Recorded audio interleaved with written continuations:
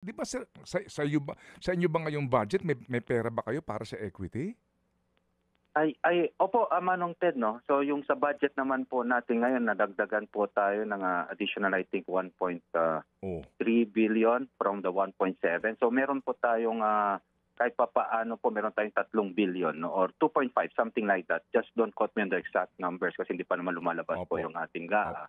Parang dagdagan po at may kautusan na rin po ang ating Pangulo na yung equity subsidy, I think from 250, increase na po natin ng 400. So yun po yung mga isa sa mga bagay na we're addressing. Pero tama po kayo po, no, na yung consolidation naging sanhiyan ng problema sa ating mga financial institutions. Kami naman po ay patulong nagipagpulong sa Land Bank and TPP. More than the consolidation po kasi no na nangyayari ngayon is the financial capacity of the drivers to pay their loan. So, ang sinasabi lang po namin ngayon, Manong Ted, tama po, kailangan namin upuan with, again, the individual operators, not only with Manibela, no? Makasama po na hindi pa sumasali dito sa consolidation. Ang sinasabi lang po namin, bibigyan namin kayo ng panibagong provisional. This is a new provisional authority. But we have to, kasi kasama po yun talaga sa programa po ng modernization.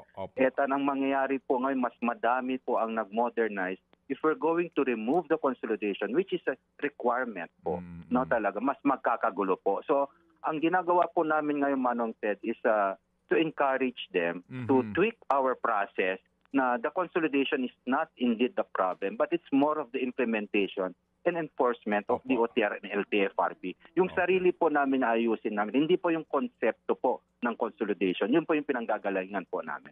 Mga kapatid, brothers and sisters, saan ka pa? Dito na tayo sa totoo.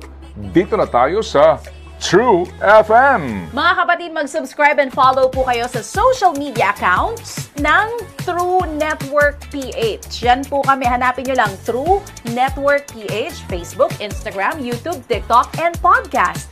Mapa Apple or Spotify man yan, mahahanap nyo kami. Lahat ng mga napapanood at napapakinggan nyo po sa programa, nasa social media accounts namin yan. So, paano mga kapatid? See you sa social media!